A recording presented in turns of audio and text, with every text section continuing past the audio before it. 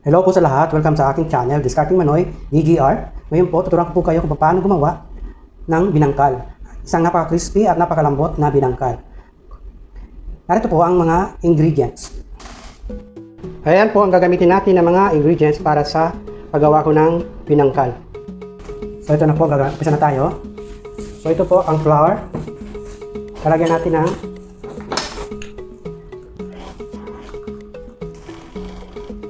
kalahating tablespoon ng baking soda,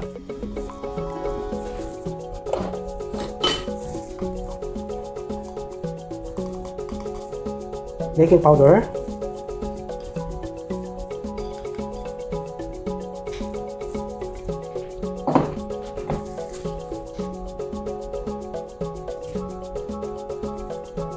salt,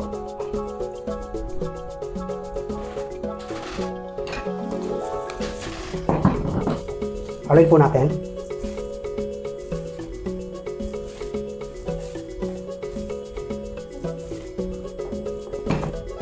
Then, asukal. So, ayan po.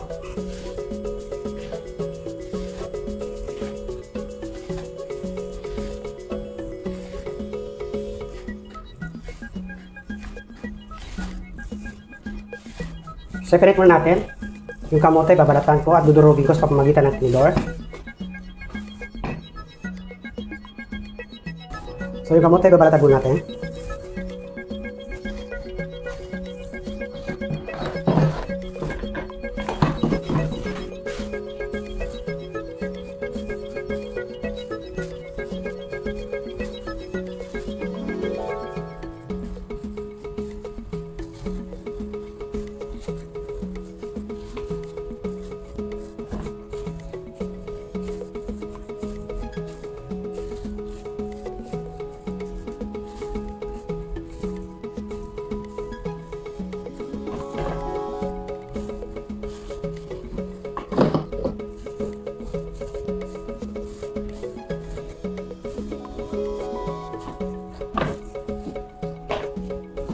So ayan, durugin ko sa pamamagitan ng tinidor.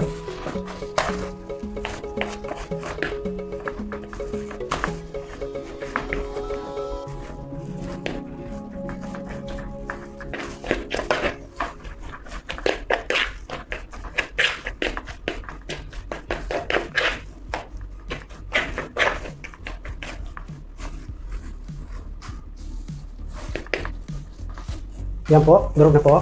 Ito pa ang sekreto ko kung bakit malambot ang ating binangkal. So, ilalagay natin yung harina.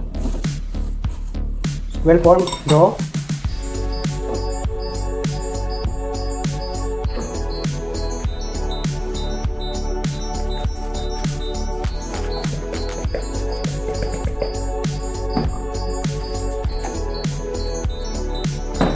Ayan, haluin natin. Nakaglap naman ako, kamay ko na lang. Paghalo lang natin ito. Ganyan.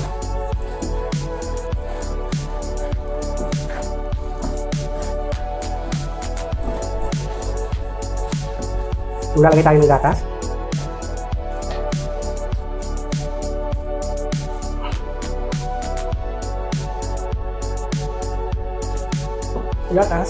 Gatas. And then yung itlog. Isang itlog.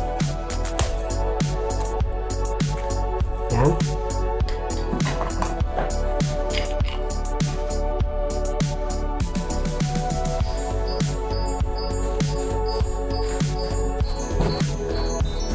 Yan po. Nakita niyo yung texture.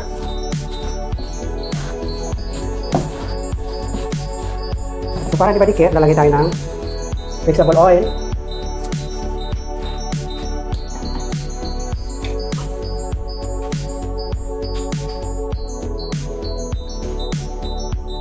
Ayan.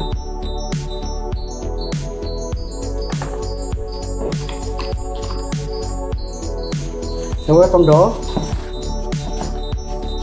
Kumisa natin siya hanggang sa maging dough. Yan po. So, ayan. Ganyan lang po.